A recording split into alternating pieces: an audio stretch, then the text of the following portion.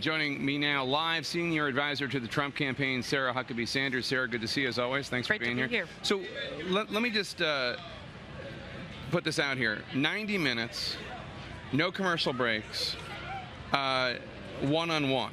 That's tough for anybody. Has he really not done one mock debate, 90 minutes, with somebody pretending to be Hillary Clinton? No, not in that setting, but he has prepared in the way that's best for him, and I think that's what's most important. Look, Donald Trump, in a way, has been preparing for this for the last year and a half, if not his whole life.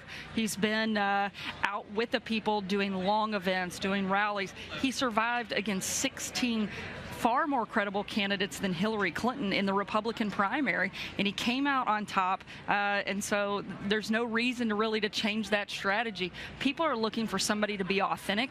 They're looking for the change agent in this race, and nobody can argue that that's not Donald Trump. Well, he's certainly different. So let me ask you, one of the things that I think people are wondering about is which Donald Trump will show up. Sometimes he goes out and he's very restrained. Other times he goes out and, you know, you saw the clip, I'm sure, earlier when he calls this one's a choke artist and little Marco and this and that. I don't think he ever said anything nasty about your dad, thankfully. Well, because he's such a good guy. There's nothing bad to say. Nothing to criticize about Governor Huckabee.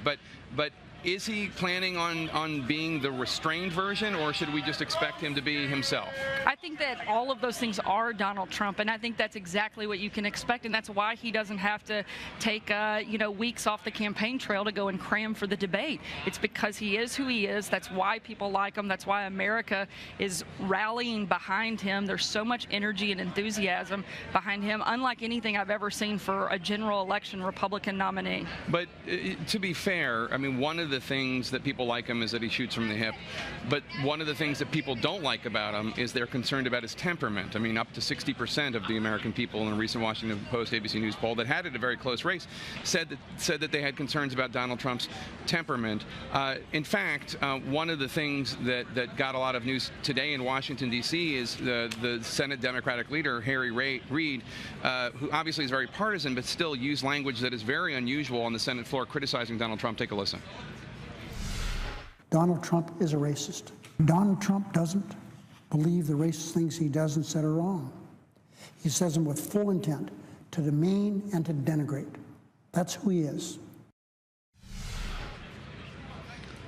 If Hillary Clinton says something similar about comments that Donald Trump has made that seem to have crossed the line, offending many millions of Americans, Muslim Americans, Latino Americans, other Americans, how's he going to handle it? Look, I think Hillary Clinton made the most offensive statement in this campaign when she called so many Trump supporters, veterans, moms, teachers, people like myself, deplorable. And she showed the utter contempt that she has for so many Trump supporters. And I think she showed us her true colors there. And I think she's got a lot more to answer for than Donald Trump. Well, when pushed about that, the Clinton campaign says she was referring specifically to the alt-right supporters that you have, the neo-Nazis, the members of the Klan, the proud racists, not you, not veterans, but those individuals who clearly are supporting your campaign. Well, I'm glad she certainly clarified that, because that's certainly not the way that it came across, and I don't believe that that's what she meant at all.